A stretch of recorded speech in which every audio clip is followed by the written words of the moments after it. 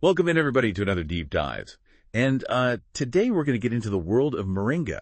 We've got a very, very interesting mix of stuff for today. We've got YouTube videos from gardeners. We've got videos from health experts.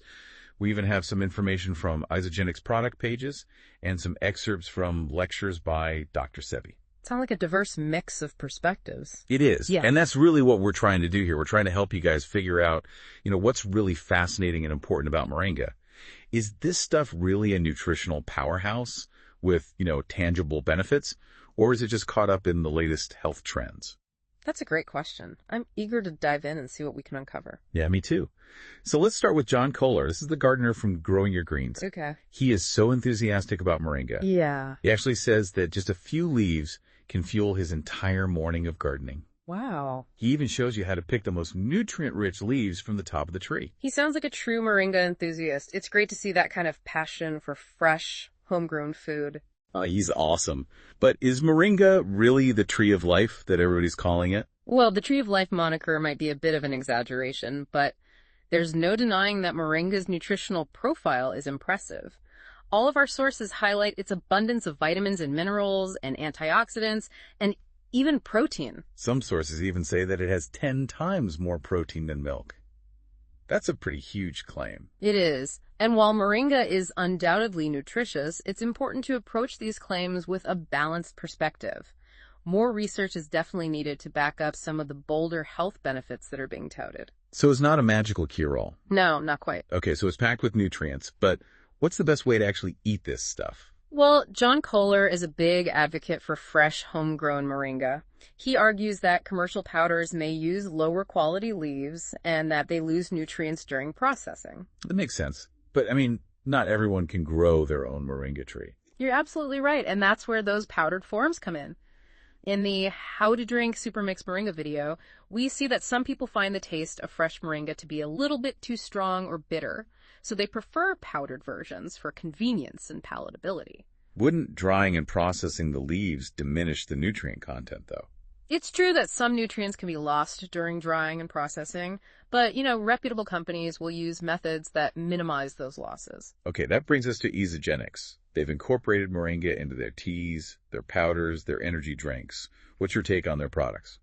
Well, Isagenix is a multi-level marketing company, as you know, and they're known for their weight loss and wellness products, so they've certainly capitalized on Moringa's popularity, highlighting its potential health benefits in their marketing. Yeah, I was looking at one of their testimonials, and somebody claimed that Isagenix's Supermix actually helped them manage their gout. Could Moringa really have that kind of impact?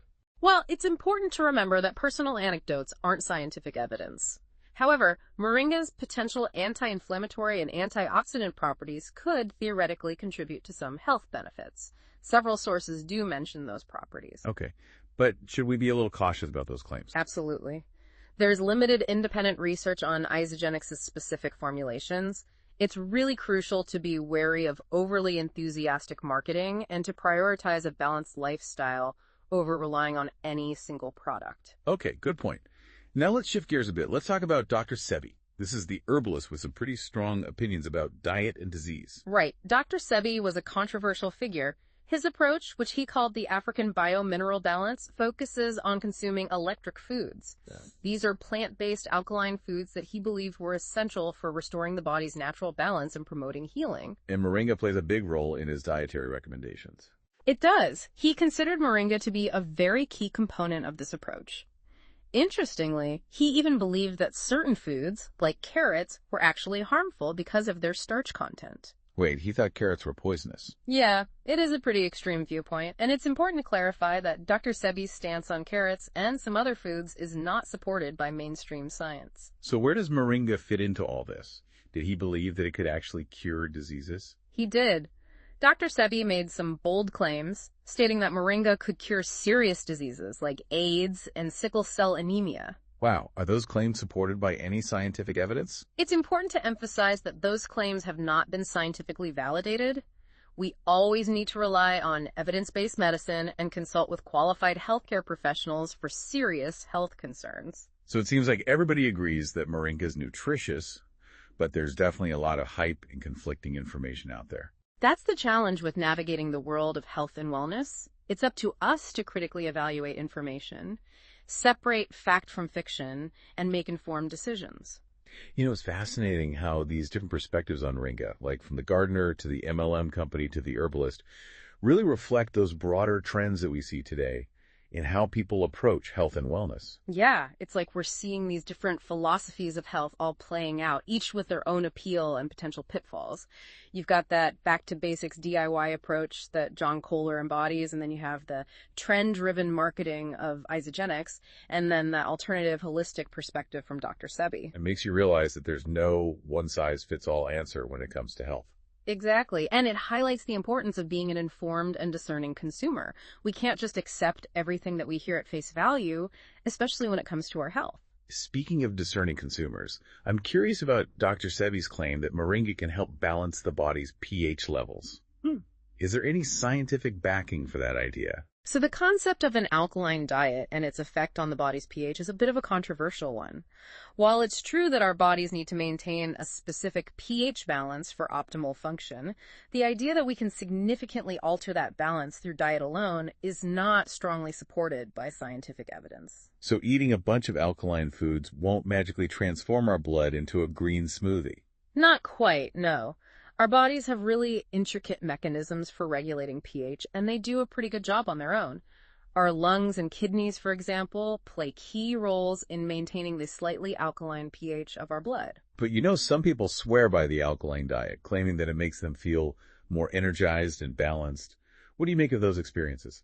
It's possible that some individuals might experience subjective benefits from following an alkaline diet, perhaps due to the increased intake of fruits, vegetables, and other whole foods, which are naturally alkaline forming. It's more about the overall healthy eating pattern rather than a specific pH-altering effect. So focusing on a balanced diet that's rich in whole foods is probably a good idea regardless of its impact on pH. Absolutely. It's always a win for your health. Now, shifting gears a bit, you mentioned earlier those testimonials about Isagenix products and weight loss.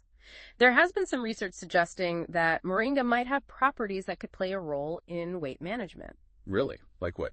Well, some studies indicate that Moringa may help regulate blood sugar levels, which can indirectly influence appetite and cravings. By preventing those dramatic spikes and dips in blood sugar, Moringa could potentially help curb overeating. Interesting. So it's more about managing those sugar cravings than any sort of fat-burning magic. Exactly. There's also some early evidence suggesting that Moringa may enhance fat breakdown and reduce fat accumulation. But it's important to note that the research in this area is still quite limited and more robust studies are needed. So while Moringa shows some promise for weight management, it's not a miracle solution. Precisely. Sustainable weight management always comes down to a holistic approach that combines healthy eating habits, regular exercise, and lifestyle changes. Moringa could potentially be a helpful tool in that journey, but it's not a shortcut. No magic bullets, it seems. Just good old-fashioned healthy habits. That's the key takeaway. Moringa has potential, but it's important to view it as one piece of the puzzle, not the whole picture. We've covered a lot of ground today, from growing Moringa to debunking myths and exploring its potential benefits. What stands out to you, dear listener, from all this information? What resonates with you? What questions do you still have? We'd love to hear your thoughts. But before we wrap up our deep dive, I want to leave you with one final thought-provoking question. What if, instead of always searching for that next miracle cure, we focused on embracing the power of nutrient-rich foods like Moringa? It's an interesting thought. What if we kind of shifted our perspective from seeking those quick fixes to rediscovering, the incredible diversity and the potential of the plant kingdom? Yeah. Could incorporating more of these natural powerhouses into our diets be a simple but significant step towards better health for everybody? It's certainly a step worth considering. And, it really ties back to what we've been discussing throughout this whole deep dive about, informed decision-making and taking a holistic approach to health. Moringa may not be a magic bullet, but it is a fascinating example of how nature provides us with so many valuable resources. Resources that we're only beginning to fully understand and appreciate. Well, thank you for joining us on this deep dive into the world of Moringa. We hope you gained some valuable insights and perhaps even, a renewed appreciation for the power of nature. And remember, knowledge is power, especially when it comes to your health. Keep asking questions, keep exploring, and keep diving deep. Until next time, happy exploring.